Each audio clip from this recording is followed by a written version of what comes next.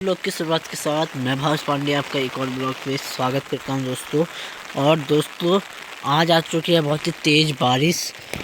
ये है आप देखते हम खलमा पहुंच चुके हैं और ये रहे हमारे साथी हमारे भाई साहब। और बारिश बहुत ही तेज़ आ चुकी है, हम फिर भी मंदिर की ओर जा रहे हैं।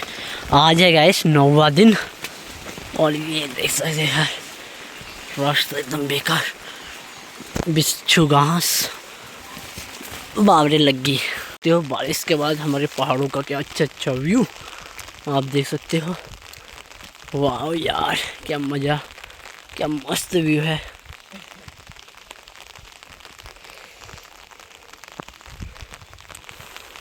तो दोस्तों फाइनली मंदिर में पहुंच चुके हैं। आपको महादेव के दर्शन करा देते हैं। वो रहे महादेव और यहाँ पर पंडित जी पाठ कर रहे हैं और बाहर भक्त लोग आ रहे हैं।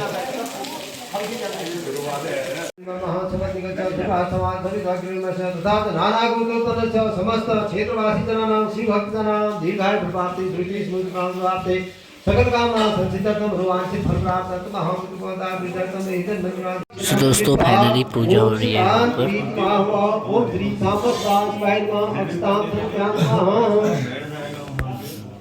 तो दोस्तों यहाँ पर तैयारी करने लगी है सब लोग, भक्त लोग भी आ गए कोई। तो दोस्तों भक्त लोग आने लगे हैं।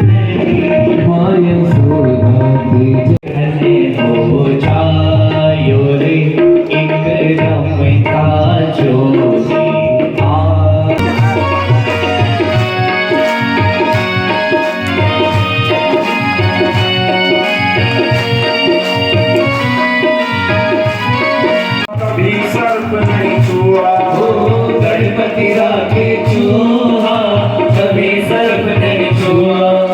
भोले सब लटकाए कार्तिक मोर नचाए। भोले सब लटकाए कार्तिक मोर की बात नहीं तो फिर हमारे जाते क्या आंखें को न होने वाला जी भयो मी भयो है ना। देवताओं का कर्तव्य होना चाहिए कि चमदेवल महादेव की शरण में बार बार हमें भेजते रहे। चमदेवल महादेव की शरण में अगर हमें भेजना प्रारंभ कर दें तो मैं कह रहा हूं कि महाराज ये शिव क्षेत्र पुनः लौट करके जैसे पहले हुआ करता होगा वैसा ही शिव क्षेत्र बन करके उत्पन्न हो जाएगा महाराज। इसलिए बोलो चमदेवल महादेव की जय हो। इसलिए ज्ञान मन मस्तिष्क में होना बहुत आवश्यक है। जो ज्ञान होता है उस ज्ञान का ही व्यक्ति बखान करता है। तो इसलिए तब कह रहे कि तब अल्पत्रास होई रहे शरीरा तदपि मनाग मन ही नहीं पीरा। मांग मांग बर भय न भवानी परम गंभीर कृषा मत सानी। मेरा तब कह रहे कि इस प्रकार सिराज ने इतनी भयंकर तपस्या करी महाराज, मात्र हड्डियों का ढांचा रह गया, बस मात्र शरीर में एक ओंकार रह गया। और पूर्व के समय में कहते हैं कि अन्नदह प्राणदह प्रोक्तः कि जैसे इस कलयुग में बिना अन्न खाए व्यक्ति जी नहीं सकता है, लेकिन पूर्व के समय में व्यक्ति हवा को पी करके भी जिंदा रह जाता था। मेरे महादेव के पास है वो देवता लाख बोल दे नहीं कर सकते। ब्रह्मा की प्राप्त होगी मेरा है ना। यदि हम अगर दिन भर में यदि हम गुना तदि अगर हम प्रत्यक्ष रूप में चमदेवल महादेव शिव का अगर हम नाम जप कर लेते महाराज कल्याण हो जाता है। कुमार्ग में गया हुआ बच्चा भी लौट करके सन्मार्ग में आ जाता है ना। एक बर्बाद से बर्बाद बच्चा भी लौट करके एक अच्छे मार्ग पर चलने पड़ जाता है एक समय से। लेकिन नहीं, ऐसा ज्ञान हमारे अंदर हमारे भीतर में तो है न किसी ने भरा। अब महाराज आज के बाद अगर आपका आत्मज्ञान जागे तो इस मंदिर में जब आओ चमदेवर महादेव का दर्शन करो।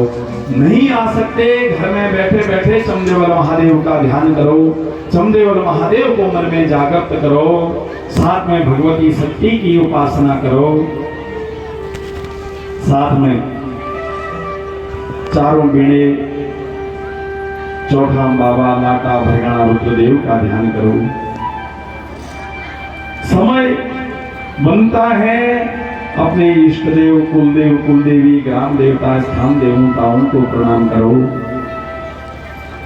इस विधान से अगर हम अपने जीवन को जिए, नित्य अपने रोजमर्रा के कार्यों को अगर हम करें, तो मैं भरोसा दिलाता हूं मेरे चमदेवर महादेव किसी भक्त के जीवन में संकट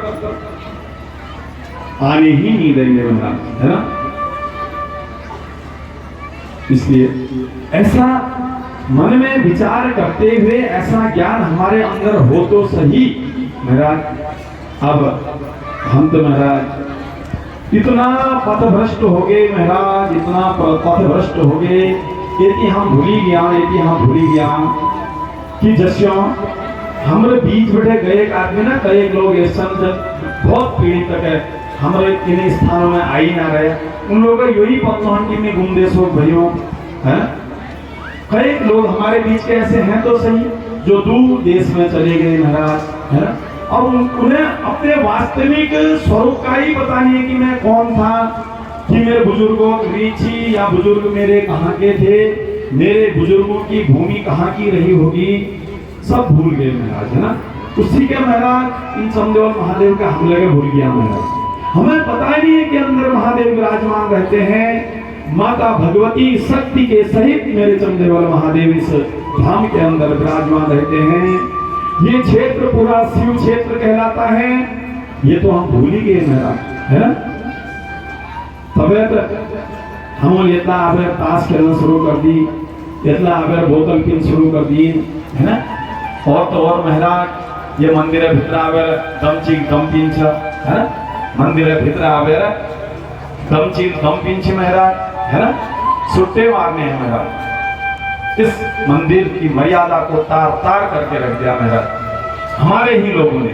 फिर बाहर बैठे आवे थे, बाहर का आदमी तो जब देवताओं का रूप बना करके जब बैठा, जैसे ही अमृत पिलाने लगे, भगवान विष्णु जान गए कि ये तो दैत्य देवताओं का रूप बना करके आया है, तो भगवान विष्णु के द्वारा राहु नामक दैत्य की गर्दन अलग कर दी गई। लेकिन उस अमृत का पान कर लेने के कारण वह दैत्य भी अमृत को प्रदान कर गया, और उस दिन से राहु केतु को भी ग्रहों की श्रेणी में रखा गया। और राहु केतु ने सूर्य और चंद्रमा से कहा कि अरे सूर्य चंद्रमा, तुमने हमारे साथ छल करा, हमें अमृत का पान करने से रोका, इसलिए आज के बाद हम तुमको बार बार सताते रहेंगे महाराज, है ना। इसलिए तुम्हारा ग्रहण लगो। ये ग्रहण लगने का शास्त्रोक्त जो विधान है वह है कि अमृत पीते समय मध्य में राहु केतु के आने के कारण, है ना, राहु केतु का चंद्रमा और सूर्य को इस प्रकार का वचन देना है। तो उस मोहनी रूप को देख करके भगवान महादेव कहते हैं कि मेरा मोहित हो गए, कितना सुंदर वह रूप। तो तब कह रहे हैं कि महादेव के शरीर से एक दिव्य तेज प्रकट हुआ। उस ब्रह्मा जी ने उस अंश को महाराज चंद्रमा ने भगवान विष्णु के अंश से दत्तात्रेय, और तो कह रहे हैं कि इस प्रकार उस महादेव के अंश को ग्रहण करके सप्त ऋषियों के द्वारा महादेव के उस दिव्य तेज को स्थापित किया गया। और समय आने पर मीठे मीठे ताली से सेवा करते हुए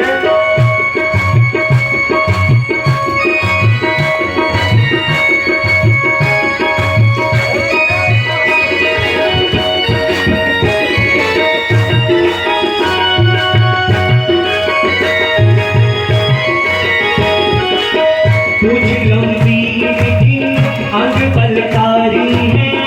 पूछ इनकी लंबी अंग बलकारी है, पूछ लंबी अंग बलकारी है, पूछ इनकी लंबी अंग बलकारी है, लाल माँ अंजनी के बाल ब्रह्मचारी है। लाल माँ अंजनी के बाल। दोस्तों यहाँ पर प्रसाद वितरण हो रहा है, आप देख सकते हो सब श्रद्धालु लोगों को प्रसाद दिया जा रहा है। दोस्तों हम लोगों ने खाना खा लिया है अभी यहाँ पर, और लोग खाना खा रहे हैं, आप देख सकते हो।